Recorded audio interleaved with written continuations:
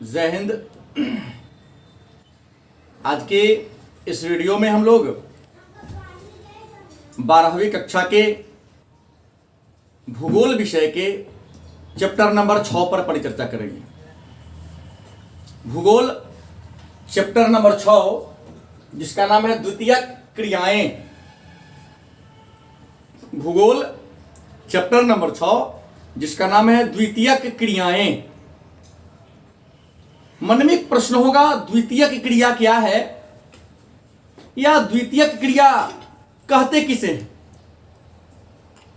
कल भी हमने चर्चा किया था द्वितीय क्रिया के परिभाषा के बारे में कि द्वितीय क्रिया वे क्रिया हैं जिसमें हम प्राकृतिक संसाधनों का सीधा प्रयोग नहीं करते। द्वितीय क्रिया वह क्रिया है जिसमें हम प्राकृतिक संसाधनों का सीधा प्रयोग नहीं करते, जिस रूप में उसे हम प्राप्त करते हैं, बल्कि उसके रंग रूप आकार प्रकार में परिवर्तन करके उसके उपयोगिता को बढ़ाकर तब उसका हम प्रयोग करते हैं। मतलब प्रकृति से जिस वस्तु को हम प्राप्त करते हैं उस वस्तु के रंग रूप आकार प्रकार में बदलाव लाकर, में परिवर्तन लाकर जब हम उसका प्रयोग करते हैं तो उसको हम द्वितीय क्रिया या गौण क्रिया के नाम से जानते हैं। जैसे रुई से धागा बनाना, गेहूं से मैदा या सूजी बनाना, आम से जैम या जैली बनाना, लकड़ी से चौकी कुर्सी सोफा पलंग दीवान इत्यादि का निर्माण करना, ये गौण क्रिया के उदाहरण है।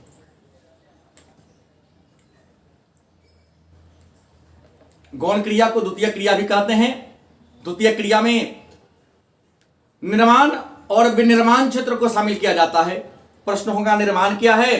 तो निर्माण का मतलब होता है बनाना, प्रकृति से जिस वस्तु को प्राप्त करते हैं उसे बना देना, सुंदर तरीके से सजा देना निर्माण कहलाता है। अब है बृहद पैमाने का उद्योग। ये जो बृहद पैमाने के निर्माण उद्योग हैं उस उद्योग की विशेषता क्या है? तो बृहद पैमाने के निर्माण उद्योग की विशेषता है यंत्रीकरण। मतलब निर्माण के क्षेत्र में, वस्तु को बनाने के क्षेत्र में मशीन का प्रयोग करना यंत्रीकरण कहलाता है।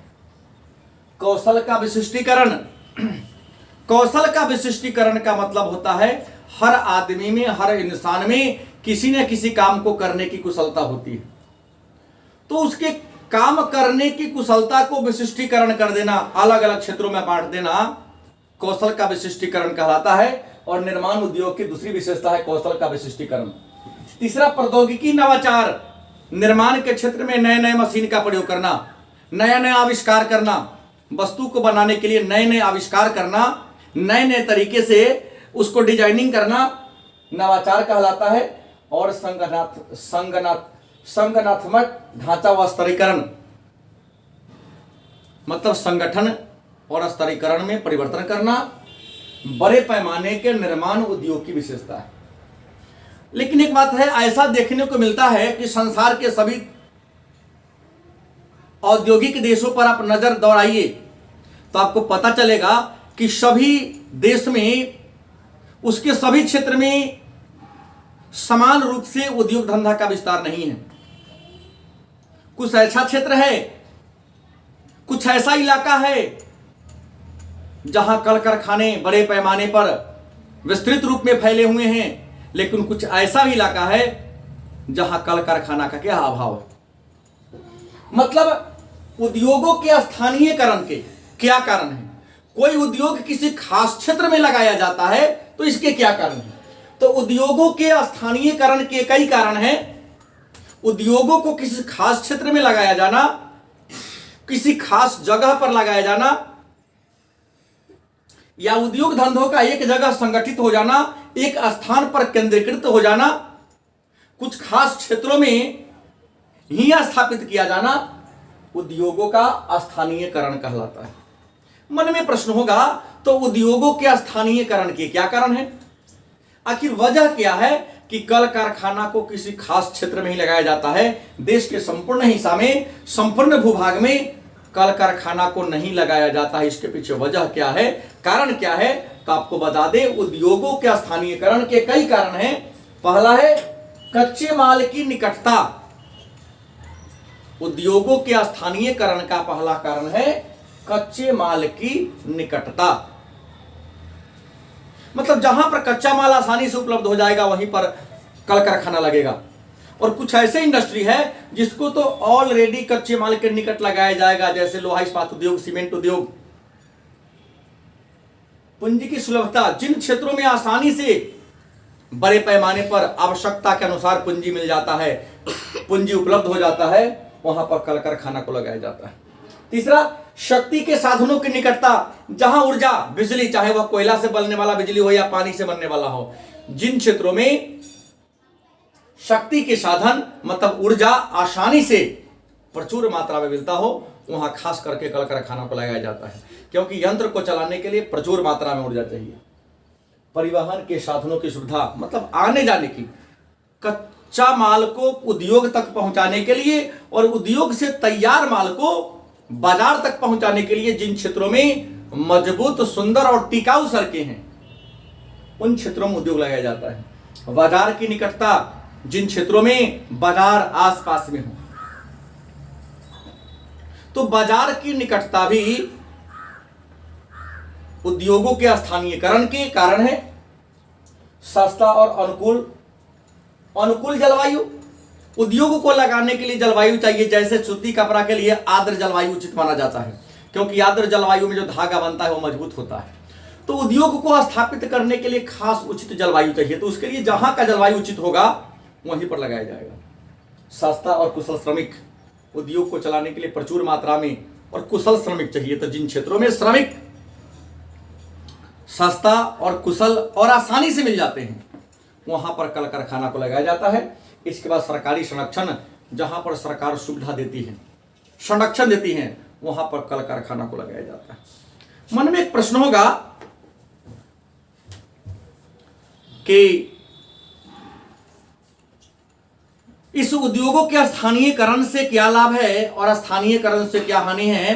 तो उद्योगों के स्थानीयकरण से लाभ है कि किसी खास क्षेत्र में जहां पर ये सारी सुविधाएं उपलब्ध हैं, वहां लगाने से वस्तु के निर्माण जो लागत होती है, निर्माण करने में, बनाने में जो लागत होती है, कम आती है, जिससे उपभोक्ता को बड़ी आसानी से सस्ता मूल्य पर वस्तु मिल जाता है। लेकिन उद्योगों के स्थानीयकरण का हानि भी है। उद्योगों के स्थानीयकरण का हानि क्या है, तो जिस क्षेत्र में उद्योग धंधा स्थापित किए जाएंगे उन क्षेत्र का विकास ज्यादा होगा, उस क्षेत्र में बेरोजगारी नहीं मिलेगी, नहीं देखने को मिलेगी। लेकिन जिन क्षेत्रों में कल कारखाना का अभाव है, वहां बड़े पैमाने पर बेरोजगारी देखने को मिलेगी और उस क्षेत्र का समुचित विकास नहीं हो पाएगा।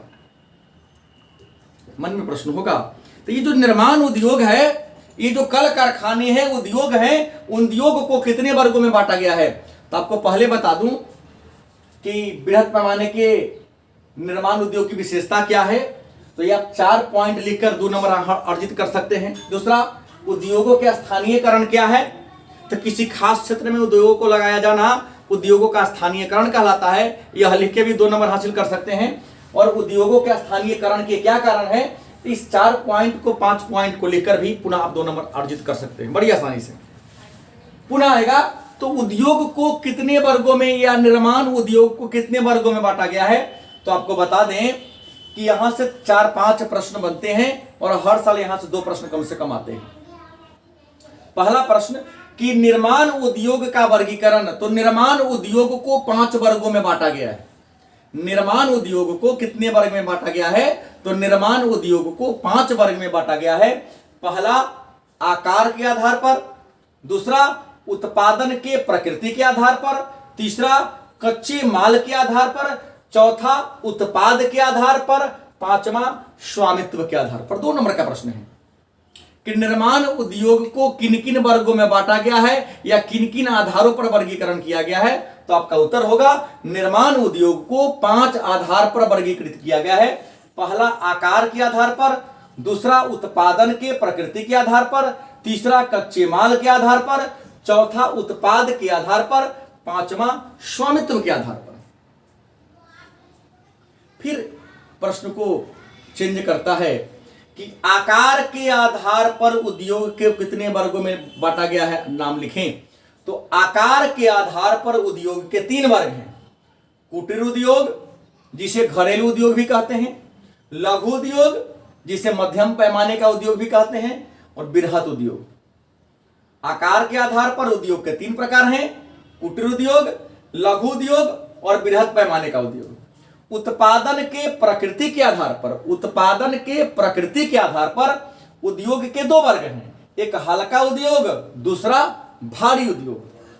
कच्चे माल के आधार पर, इस प्रश्न को हर साल पूछा जाता है कि कच्चे माल के आधार पर उद्योग को कितने वर्गों में बांटा गया है। तो आप लिखेंगे कच्चे माल के आधार पर उद्योग को 5 वर्गों में बांटा गया है। कच्चे माल के आधार पर उद्योग को 5 वर्गों में बांटा गया है। पहला कृषि आधारित उद्योग, दूसरा वन आधारित उद्योग, तीसरा खनिज आधारित उद्योग, चौथा रसायन आधारित उद्योग और 5वां पशु आधारित उद्योग। उत्पाद जो वस्तु बनता है, कारखाना में जो वस्तु बनता है उसको हम कारखाना का उत्पाद कहते हैं। तो उत्पाद के आधार पर उद्योग के 2 वर्ग हैं, एक मूलभूत उद्योग, दूसरा उपभोक्ता उद्योग। और स्वामित्व, स्वामी का मतलब होता मालिक, स्वामित्व के आधार पर उद्योग के 3 वर्ग हैं, सार्वजनिक उद्योग मतलब सरकारी उद्योग, संयुक्त उद्योग और निजी उद्योग। तो आइए चर्चा करते हैं। आकार के आधार पर उद्योग के 3 प्रकार हैं। पहला है कुटीर उद्योग, तो वह उद्योग जिसे घर में घर के सदस्यों की सहायता से चलाया जाए। परिवार में परिवार के सदस्यों की सहायता से जिस उद्योग को चलाया जाए उसे हम कुटीर उद्योग के नाम से जानते हैं। जैसे टोकरी बांटने का, बनाने का उद्योग, डलिया बनाने का उद्योग, चटाई बुनने का उद्योग, अगरबत्ती मोमबत्ती बनाने का उद्योग।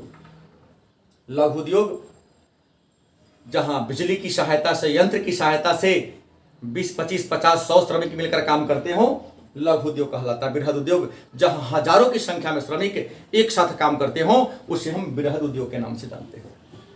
उत्पादन के प्रकृति के आधार पर, तो उत्पादन के प्रकृति के आधार पर उद्योग के 2 वर्ग हैं, हल्का उद्योग, भारी उद्योग। हल्का उद्योग उस उद्योग को कहते हैं जिसमें जो कच्चा माल लगता है वह भी हल्का होता है और उसमें जो सामान तैयार होता है वह भी हौला होता है। जैसे इलेक्ट्रॉनिक उद्योग हल्का उद्योग का उदाहरण। भारी उद्योग वह उद्योग जिसका कच्चा माल भी भारी हो और उसे जो सामान बनता है, तैयार होता है, उसके उत्पाद भी भारी हो, तो उसे भारी उद्योग कहेंगे। और भारी उद्योग का उदाहरण है लोहा इस्पात उद्योग। कच्चे माल के आधार पर उद्योग के 5 वर्ग हैं। कृषि आधारित उद्योग मतलब वह उद्योग जिसे कच्चा माल कृषि से मिलता है। जिस उद्योग को कच्चा माल कृषि से मिलता है उसे हम कृषि आधारित उद्योग कहेंगे।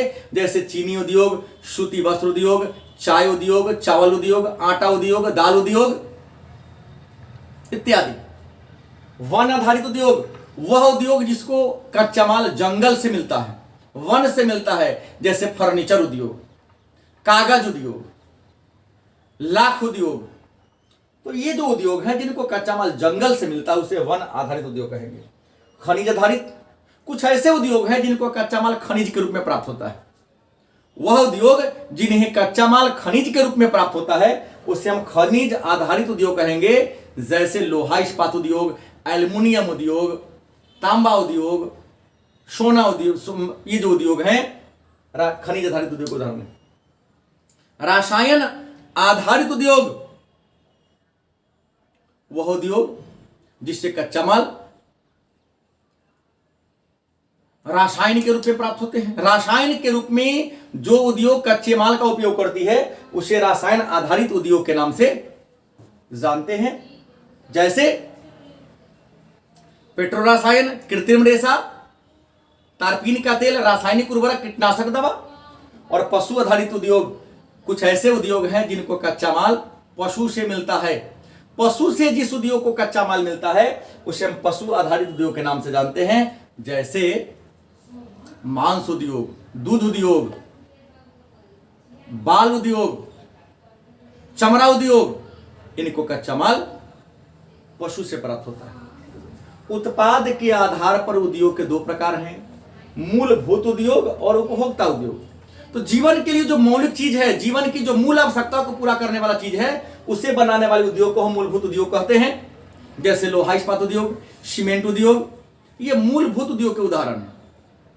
और उपभोक्ता उद्योग, जिस उद्योग को कच्चा माल, उपभोक्ता उद्योग उस उद्योग को कहते हैं जो उद्योग हमारे दैनिक जीवन में प्रयोग होने वाली वस्तु का निर्माण करता है। मानव के दैनिक जीवन में उपयोग होने वाली वस्तु का निर्माण जिस उद्योग में होता है उसे हम उपभोक्ता उद्योग कहते हैं। और उपभोक्ता उद्योग के उदाहरण है बिस्किट उद्योग, ब्रेड उद्योग, कपड़ा उद्योग, साइकिल मोटरसाइकिल उद्योग, क्योंकि इसका हम दैनिक जीवन में प्रयोग करते हैं।